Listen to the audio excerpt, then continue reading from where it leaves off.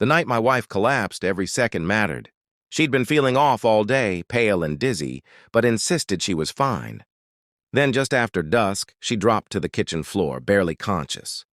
I called 911 with shaking hands, trying to stay calm as the dispatcher asked questions. Chest pain, trouble breathing. Yes, it was serious.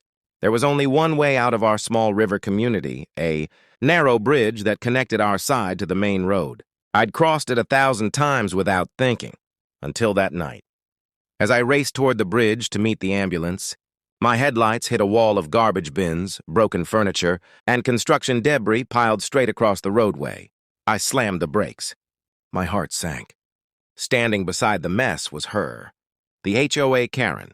Hands on hips, she declared the bridge was temporarily closed because residents had been using it improperly.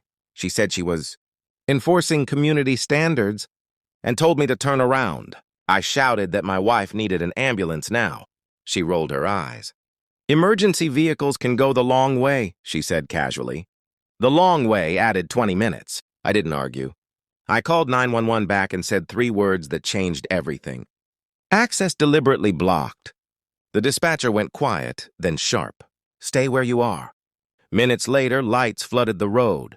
Not just an ambulance, but police cruisers, fire trucks, and public works. Officers demanded to know who blocked a legally designated emergency access bridge. Karen tried to explain. She talked about HOA authority, safety concerns, and trash pickup schedules. None of it mattered. The chief pointed at the bridge signage, clearly marked, "Emergency route, do not obstruct." Blocking it wasn't an HOA issue.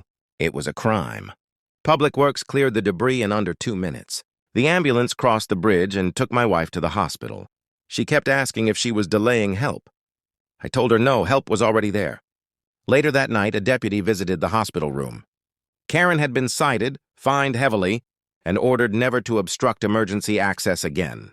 The HOA received a formal warning from the county. My wife recovered. The bridge stayed open, and I learned something I'll never forget. Power trips feel important until real emergencies put them in their proper place.